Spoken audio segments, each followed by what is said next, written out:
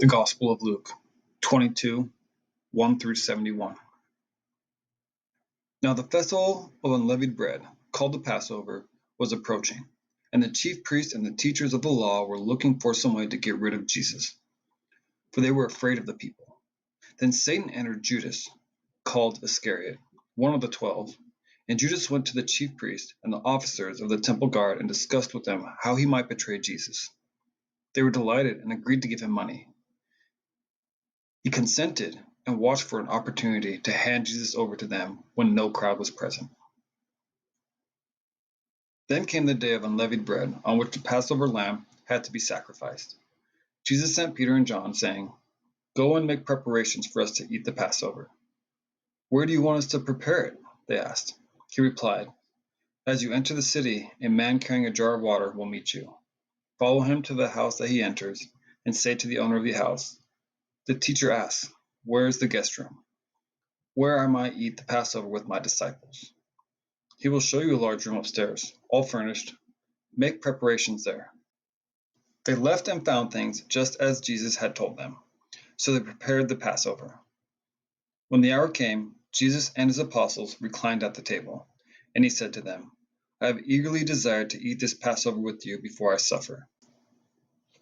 For I tell you, I will not eat it again until it finds fulfillment in the kingdom of God." After taking the cup, he gave thanks and said, "Take this and divide it among you. For I tell you, I will not drink again from the fruit of the vine until the kingdom of God comes." And he took bread, gave thanks and broke it, and gave it to them, saying, "This is my body given for you. Do this in remembrance of me." In the same way, after the supper, he took the cup, saying, "This cup is the new covenant in my blood, which is poured out for you. But the hand of him who is going to betray me is with mine on the table. The Son of Man will go as it has been decreed, but woe to the man who betrays him." They began to question among themselves which of them might be who would do this. A dispute also arose among them to which of them would be considered to be the greatest. Jesus said to them, "The kings of the Gentiles lord it over them, and those who exercise authority over them call themselves benefactors. But you are not like that. Instead, the greatest among you should be like the youngest, and the one who rules like the one who serves. For who is greater, the one who is at the table or the one who serves? Is it not the one who is at the table? But I am among you as one who serves.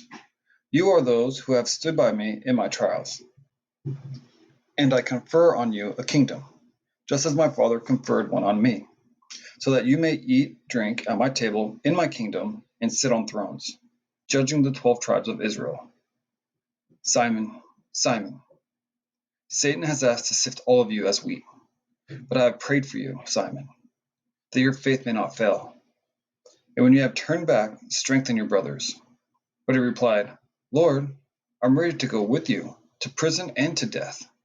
Jesus answered, "I tell you, Peter, before the rooster crows today, you will deny 3 times that you know me." Then Jesus asked them, "When I sent you without purse, bag or sandals, did you lack anything?" "Nothing," they answered.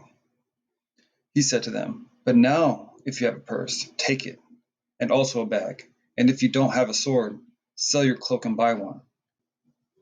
It is written, 'And he was numbered with the transgressors.'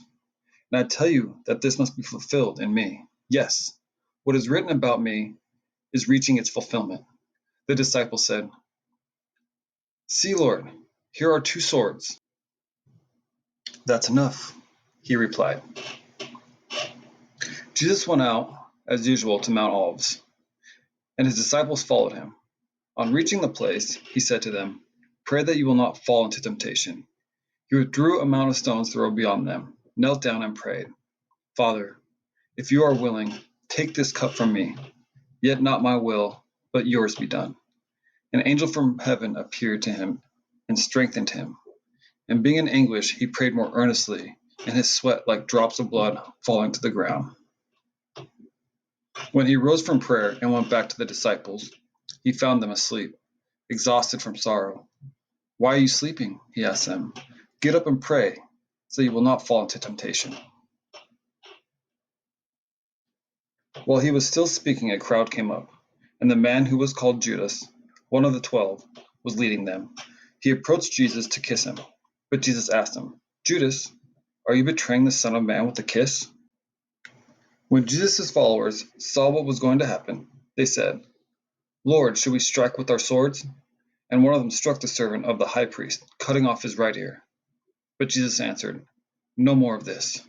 And he touched the man's ear and healed him.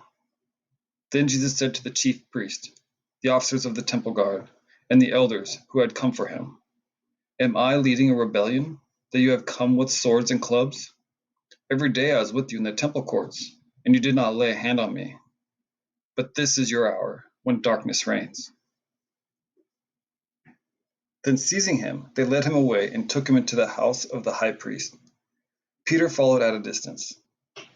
And when some there had kindled a fire in the middle of the courtyard and had sat down together, Peter sat down with them.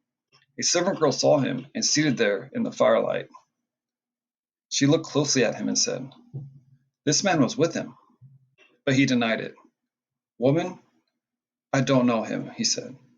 A little later, someone else saw him and said, "You also are one of them." "Man, I am not," Peter replied. About an hour later, another asserted, "Certainly this fellow is with him, for he is a Galilean."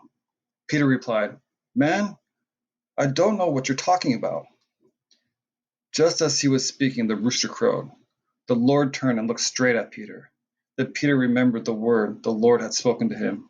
"Before the rooster crows today, you will disown me 3 times." And when he went outside, he wept bitterly. The men who were guarding Jesus began to mock and beat him. They blindfolded him and demanded, "Prophesy, who hit you?" And they said many other insulting things to him.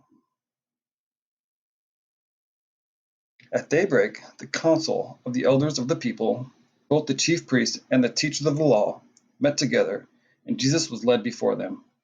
"If you are the Messiah," they said, "tell us." Jesus answered, "If I tell you, you will not believe me, and if I ask you, you will not answer.